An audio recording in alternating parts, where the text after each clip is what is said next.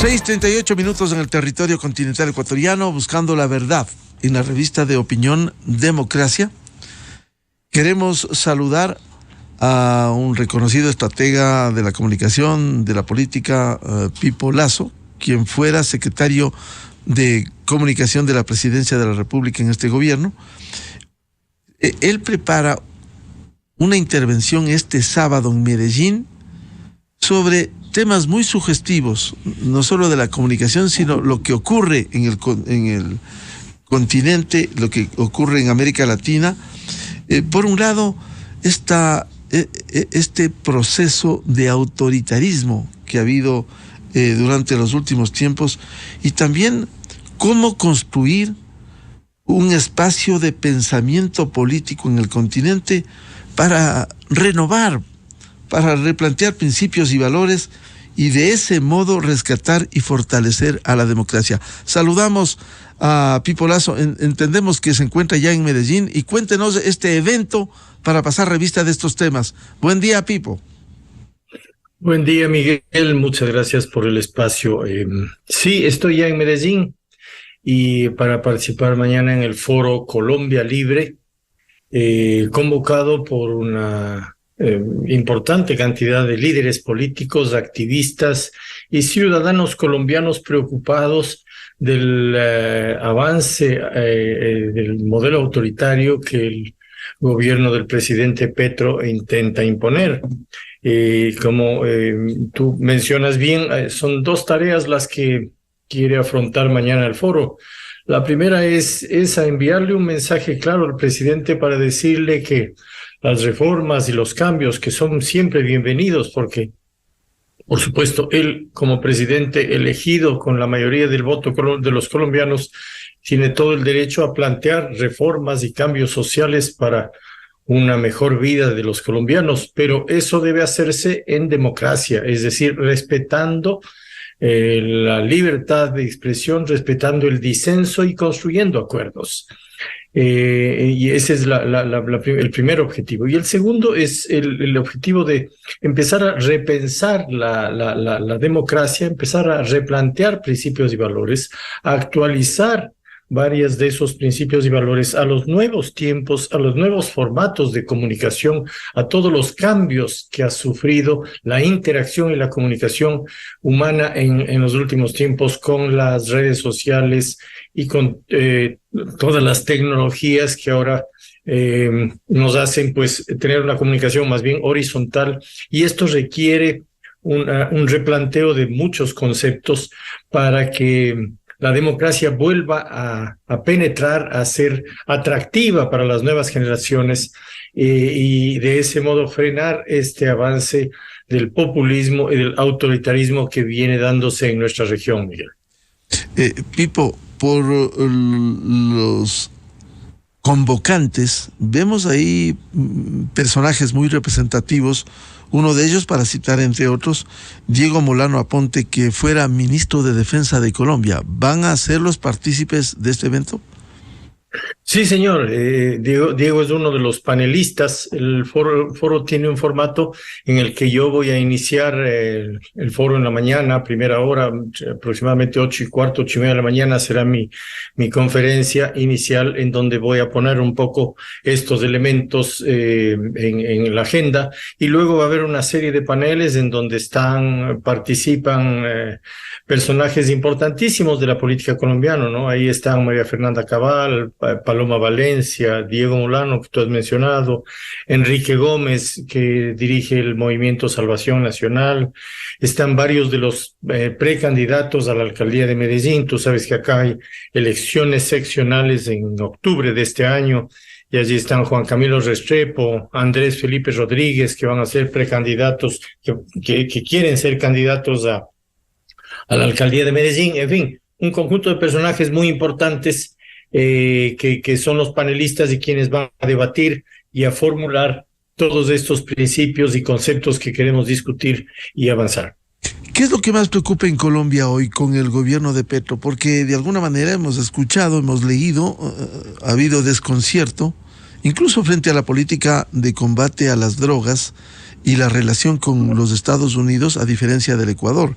Hemos visto los planes del presidente Petro de conseguir, según su planteamiento, paz total. ¿Pero a cambio de qué? A cambio incluso en su momento de que no sean aprehendidos quienes están perseguidos por la justicia, y por ello días atrás fue categórico el fiscal general de Colombia, Francisco Barbosa, que él no va a desactivar las órdenes contra narcotraficantes, contra perseguidos por la justicia. No va a desactivar, van a seguir persiguiendo a estos personajes que le han hecho tanto daño a Colombia. Sí, exactamente, Miguel. Fíjate, tocando uno de los temas que tú dices, el tema del combate al narcotráfico. Allí, en estos días, tú conociste, estuvo el presidente Lasso y el presidente Petro reunidos en un gabinete binacional en Tulcán, y allí un tema central era un acuerdo para combatir conjuntamente el narcotráfico. Mientras eso pasaba, acá en Colombia, el presidente Petro está está trabajando un proyecto de ley para legalizar cultivos de coca de hasta 10 hectáreas. Entonces hay una contradicción allí, y eso pues es uno de los temas. Pero hay varios, ¿no? Hay un intento de él de tomar una serie de fondos de los ahorros de los colombianos, de los fondos de pensión, para objetivos políticos. Hay un deseo de cambiar el sistema de salud público colombiano, que se hace a través de esto que acá se llama las EPS, quienes prestan servicio, y que es un sistema reconocido internacionalmente como uno de los mejores del mundo, Miguel. Y eso es verdad, eso yo lo he vivido y he visto acá en Colombia. Ahora, ayer tuvo otra polémica porque en el proceso de obra de construcción del metro de Bogotá, que es una viejísima aspiración, ¿no es cierto? Tú sabes que Medellín tiene metro desde el año 95 y Bogotá no lo ha logrado, a pesar de tener más del doble de la población de Medellín. Bogotá supera los 8 millones de habitantes. Y ayer tuvo una polémica con la alcaldesa de Medellín, Claudia López, porque el presidente quiere o le condiciona la ayuda de Bogotá, del gobierno claro, la ayuda del gobierno nacional al metro de Bogotá, siempre y cuando el metro sea subterráneo, porque el presidente considera que debe ser subterráneo y no en superficie. Y entonces también hace poco manifestó que quiere controlar él mismo, basado en una ley del año 93 o 94, la fijación de tarifas y el manejo de los servicios públicos, que es competencia, y tú conoces acá y en todo lado, es competencia de los gobiernos locales normalmente, porque la aplicación de tarifas tiene otros componentes que deben ser vistos localmente caso por caso. Entonces son una serie de manifestaciones. También tuvo uno que ya está desde la semana pasada, en donde quiere prohibir las Uber y Cabify y Didi, todas estas formas de transporte, diciendo que pues no las va a permitir, y que además va a imponer multas de lo que vi, como 10 millones de pesos al ciudadano que use una plataforma de esas. 10 millones de pesos son más de $2,000 de multa, es decir, si tú tomas un Uber, pagas una multa millonaria. Entonces no suena sensato el tratar de imponer los cambios simplemente por la voluntad omnipotente del gobernante, ¿no? Eso no son tiempos en donde uno puede imponer los cambios, ¿no? La gente ahora quiere opinar, quiere que respeten sus derechos, y ese es la molestia que tiene la gente acá en Colombia, y la razón de ser no solo del foro, sino también de un paro nacional que se está organizando, que están pues organizando un gran grupo de colombianos para el próximo 15 de febrero. Es decir, el presidente Petro no le va a tener fácil en todas sus ideas, sus planteamientos, que evidencian un sesgo ideológico, incluso la relación con Venezuela, que se ha abierto totalmente con un dictador como es Nicolás Maduro, Pipo. Sí, así es. Mira, ahí hay uno de los problemas medulares que él quiere, a través de su ministra de Energía, pues en realidad acabar con el tema de producción petrolera y de gas de Colombia, ¿no? Con Ecopetrol, que además es una empresa potentísima a nivel internacional. Y la intención es más bien que el gas y el petróleo en gran medida se importen de Venezuela en esta línea de alianzas ideológicas que el presidente Lacalle Pou la manifestó, la expresó muy bien en el último encuentro de la CELAC que tuvieron hace pocos días en Buenos Aires. Dijo, esto no puede ser un club de amigos ideológicos, ¿no? Y eso me parece que es sensato, es decir, aquí hay que escuchar a las otras partes y hay que construir acuerdos en el disenso, no se trata de imponer, ¿no? Entonces sí, hay una gran cantidad de ciudadanos colombianos que quieren expresarle al presidente Petro esta preocupación y exigirle que los cambios y reformas se hagan dentro de la democracia, con diálogos, con búsqueda de acuerdos. ¿Hay preocupación en los diferentes sectores representativos de Colombia frente a las políticas que está implementando el presidente Petro? Claro, eso es lo que te digo, ¿no? Todas estas políticas que te he comentado, ¿no? El tema del uso de fondos de pensiones que son propiedad de colombianos que han ahorrado toda su vida y que ahora tienen preocupación de perder sus dineros porque el presidente quiere usar eso con fines políticos, o el que el sistema de salud al cambiar se regrese a ser un servicio público y eso baje la calidad del servicio y por supuesto los resultados serían terribles para la salud de los colombianos. O este tema de la alianza energética, petróleo-gas con Venezuela, que debilitaría la soberanía energética de Colombia y además acabaría con una empresa muy rentable, muy potente como es Ecopetrol. El tema de esto que te digo, de las plataformas de transporte como Uber y demás, que el presidente prohíba, o el tema de condicionar a un gobierno local para que el metro sea como él quiere que sea, o el pretender manejar e imponer las tarifas de servicios públicos desde lo nacional. En fin, imagínate, son una serie de políticas que deben ser debatidas, que deben ser discutidas y que deben implementarse a partir de acuerdos, ¿no?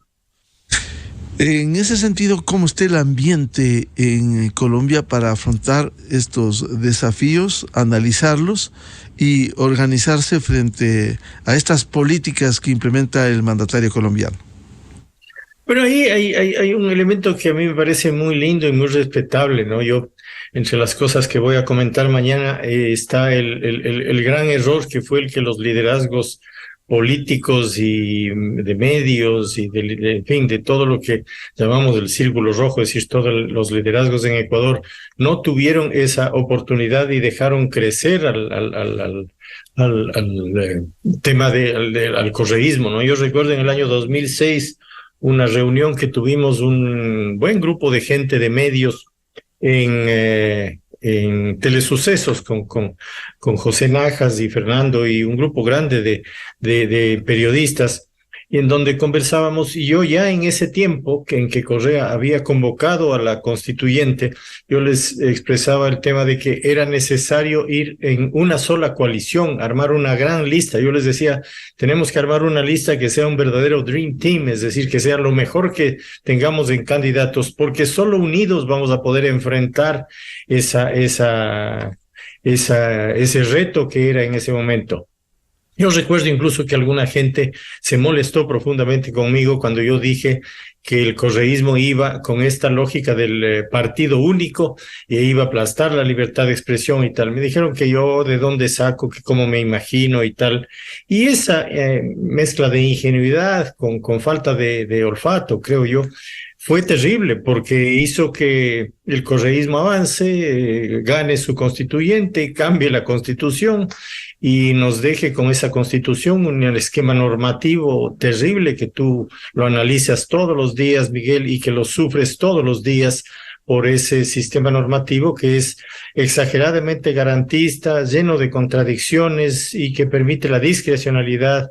Y eso es lo que nos tiene ahora con una institucionalidad arrasada y con un país que vive en un verdadero pantano político, ¿no? Entonces, a mí, y lo voy a comentar mañana, a mí me emociona, me entusiasma mucho ver el valor de los líderes políticos, de la gente, los ciudadanos acá en Colombia, que de entrada están expresándole al presidente que no van a dejar avanzar el autoritarismo y que deberá respetar sus derechos y respetar los principios fundamentales de la democracia. Si se hace un mapeo de América Latina, y una evidencia fue lo que sucediera en la última reunión de CELAC, cuando, por ejemplo, querían que le reincorporen a Venezuela, abogaba el presidente Alberto Fernández de Argentina, que le reintegren, que haya una reinserción de Venezuela a la CELAC y al sistema interamericano. Sin embargo, lo que no se dice es que no ha habido ningún cambio. Al contrario, esa dictadura sobrevive en medio de una pobreza, una miseria y una diáspora de venezolanos que siguen saliendo despavoridos de ese régimen, Pipo.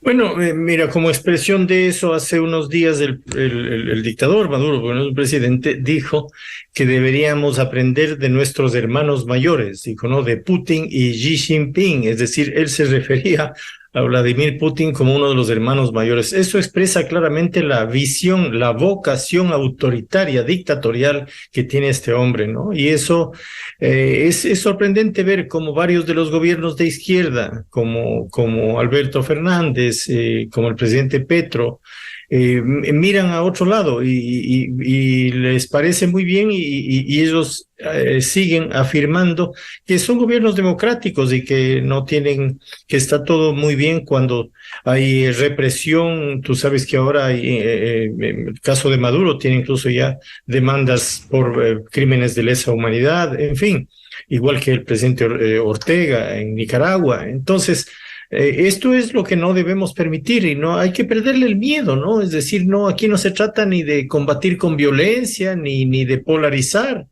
ni de atacar en lo personal. Se trata de defender principios y valores y defender los derechos democráticos de los pueblos, en este caso de los colombianos. Volviendo al evento de este sábado en Medellín, ¿cuáles se prevé los planteamientos para abordar precisamente estas políticas que está implementando el presidente Petro? Bueno, vamos a debatir, eso ya será materia de todos los participantes. Lo que yo voy a hacer es poner un poco esta introducción, poner en debate así como estamos conversando contigo, pero sobre todo remarcar la necesidad de armar una alianza internacional entre la gente que tenemos pensamiento democrático.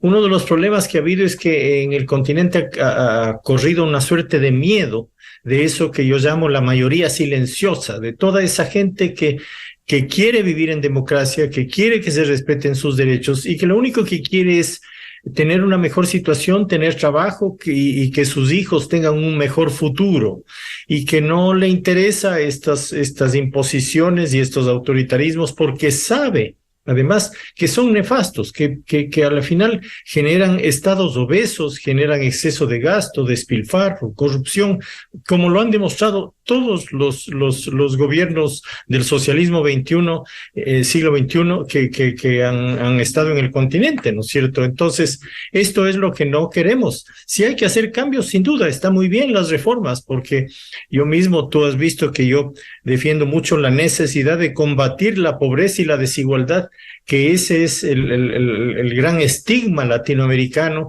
y además es el caldo de cultivo para que aparezcan estos gobiernos populistas y mesiánicos y tomen la supuesta representación de los pobres como argumento para imponer sus modelos autoritarios y populistas, ¿no? Otra de las preocupaciones en Colombia es los temas de seguridad. Esta flexibilización en la política con el tratamiento al narcotráfico, una paz total, habla Petro, pero eso no implica entregar el Estado a cultivos o simplemente a la política antidrogas, que es una de las preocupaciones que tiene Estados Unidos. ¿Cómo se siente en Colombia eso, Pipo? Bueno, hay una oposición gigante a esta posibilidad o a esta idea de legalizar cultivos de coca, ¿no? Eso está muy instalado y hay un rechazo mayoritario a esa política porque le entrega un poder al narcotráfico, le consolida y casi lo legaliza, ¿no? Lo convierte en una industria y eso ya Colombia vivió las consecuencias dramáticas, terribles de inseguridad y de delincuencia, primero con los carteles de Cali, de los Rodríguez Orejuela, y luego con todo lo que se conoce muy bien ahora internacionalmente con la historia de Pablo Escobar Gaviria y el cartel de Medellín. Entonces, el tema del narcotráfico no es un tema menor, es un tema gravísimo y que Colombia, gracias a una política dura, una política potente que implementó el gobierno del expresidente Uribe, logró salir en buena medida. Y ahora Medellín mismo, que fue una de las ciudades más violentas del mundo, es una ciudad que ha superado esa violencia y además se ha convertido en una ciudad pujante, innovadora, líder en el continente y en el mundo en muchos aspectos por ese temperamento paisa que es realmente admirable. Son gente pujante, gente emprendedora y tal. Así que toda esta gente no está dispuesta a dejar que eso vuelva atrás y que el narcotráfico se instale como espacio de construcción y menos en alianza con la política, de modo que ese es uno de los núcleos fundamentales del debate y de los objetivos de todo este foro y este movimiento ciudadano. ¿Preocupa, Pipo, en Colombia el que se vaya a estos diálogos casi sin beneficio de inventario para lograr la paz total con quienes han delinquido, han lavado dinero, y que es una de las preocupaciones que existe hoy en el mundo actual? Claro, imagínate ahora, hace unos días el presidente está planteando la libertad, la liberación de una serie de detenidos que son llamados de la primera línea, que fueron los dirigentes y organizadores del paro nacional contra el gobierno del presidente Duque, que fue un paro durísimo, violento y largo, duró varios meses acá en Colombia. Entonces, claro, y a ellos les convierte en gestores de paz, incluso con un sueldo, con un dinero que les pagaría el Estado. Entonces, es decir, resulta poco creíble que uno arme la paz total liberando delincuentes que organizan paros violentos y que además les reconozca incluso un ingreso por ser esos gestores de paz. Casi uno ve casi una suerte de tomadura de pelo en una afirmación así. Ahí el fiscal general acá, Barbosa, se ha parado muy firme y le ha negado al presidente la posibilidad de esa liberación de los presos. Habrá que ver cómo sigue eso, pero sin duda es quizás el tema de mayor preocupación porque parecería que detrás hay una intención de amedrentar a quienes con legítimo derecho buscan armar una protesta pacífica. Imagínate, el paro que van a hacer acá estaba convocado para el 14 de febrero y como el presidente anunció que ese mismo día iba a armar una contramarcha que le apoye a él, la gente del paro yo creo que con talento, inteligencia y una verdadera vocación de paz decidió mover al 15 el paro y de ese modo no confrontar con quienes quieran apoyar al presidente Petro, ¿no? Entonces, imagínate, parece que hay ese mismo intento que hubo, ¿no? Con Correa. Yo una de las tragedias que lamento en Quito es ver que ese pueblo rebelde y altivo que fuimos y que siempre salimos a reclamar en las calles y que yo recuerdo que acá en Colombia era muy admirado, ¿no? Decía esa capacidad de los ecuatorianos de votar gobiernos, de reclamar a sus presidentes y de exigir, era hasta admirada porque decían que los ecuatorianos tenemos ese valor de exigir a los gobiernos que acá no había.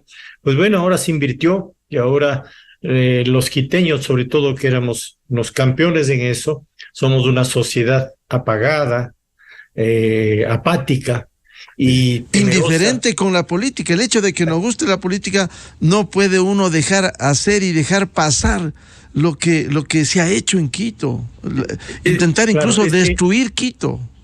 Exacto, es que ni siquiera se trata de un tema de si te gusta o no la política, es un tema de civismo fundamental, un tema de convivencia, ¿no es cierto? Yo no puedo Miguel, y tú has sido testigo de el dolor, y yo lo expreso en las entrevistas, en los artículos que escribo, increpando a los políticos, en fin, en la necesidad de unirnos para rescatar nuestra ciudad.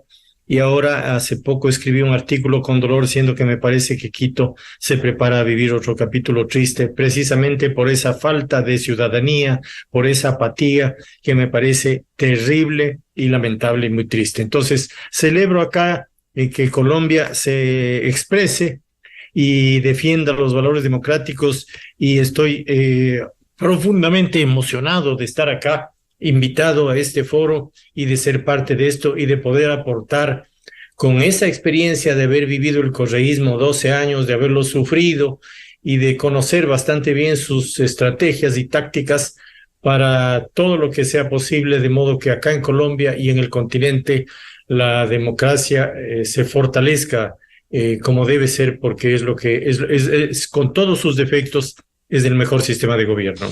Confiamos que Quito salga por sus fueros, como siempre fue Quito Luz de América, y elija bien este domingo. No caiga en los engaños, el populismo, la demagogia que ha sido. Pero volviendo al evento, la diferencia entre Colombia, Ecuador y el resto de América Latina es que en Colombia hay una solidez institucional envidiable. Sí. Entonces ahí funciona la institucionalidad. Ahí no llega un presidente que quiera hacer lo que le venga en gana, como ha sido en el Ecuador en la historia reciente. Sí, y ahí tienes mucha razón, Miguel, y no solo en cuanto a institucionalidad política, digamos, no solo en lo público, es decir, sí es verdad, hay solidez, los partidos, por ejemplo, tienen potencia. Toda esta coalición que está acá junta fuerzas del Centro Democrático, el Movimiento Salvación Nacional, el Partido Liberal, en fin, hay varias fuerzas que están allí. Pero además lo interesante es que hay ciudadanía, Miguel, es decir, la gente se activa, la gente se comunica, la gente se contagia, la gente quiere defender su libertad de expresión, quiere defender sus fondos de pensión, su sistema de salud, no quiere dejar que los delincuentes de la primera línea sean quienes se tomen los espacios de construcción de paz. El metro de Medellín, ¿cómo lo cuidan los colombianos? Cuidan. Así es, sí. No aquí un quemimportismo. Sí. Bueno, Medellín es una ciudad maravillosa, ¿no? Yo tengo mujer paisa, mi mujer es de acá de Medellín y vengo con frecuencia. Y realmente les digo siempre que veo con envidia, ¿no? Esta ciudad activa, potente, empresarial, emprendedora, y de gente además cordial, linda, con un gran civismo, con un sentido de convivencia muy grande. Y eso es lo que a mí me encantaría volver a sembrar en Quito, porque sí fuimos así en los 90s, cuando logramos muchas cosas entre los 90s y la primera década del 2000, cuando Quito fue una ciudad líder y modelo en muchos aspectos, y eso desgraciadamente desde como el 2010 para acá se ha ido perdiendo. ¿Qué debe esperarse de este foro Colombia Libre? Debatir lo que está viviendo Colombia.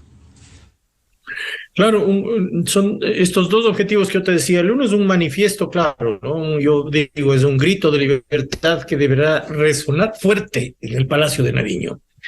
Y el otro es este tema de que es el acto fundacional en el inicio de un proceso de construcción de un gran espacio político continental que debata, replantee y renueve principios, valores de la democracia, que construya una agenda que haga atractiva la democracia para las nuevas generaciones y que construya sobre todo ciudadanía activa y activada para defender esos principios y valores en nuestro querido continente, Miguel. Bien, a Pipo Lazo, estratega político, estratega de comunicación. A propósito de este evento, Foro Colombia Libre, con personajes destacados que han convocado y cuyo disertante, quien va a abrir este foro en Medellín este sábado, es precisamente Pipo Lazo. Pipo, un gusto, y seguiremos hablando de estos temas que nos aqueja, que nos preocupa, no solo al Ecuador, sino a la región andina y América Latina.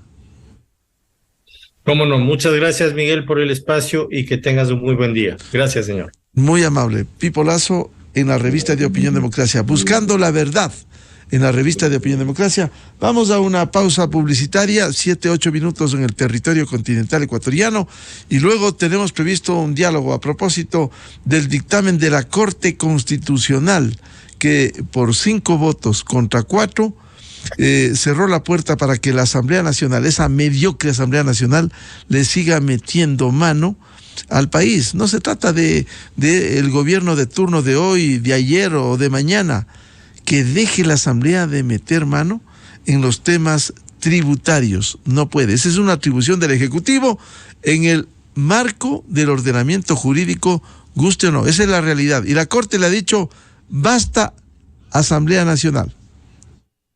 A continuación, XFM se une a una cadena nacional. Conoce a tu candidato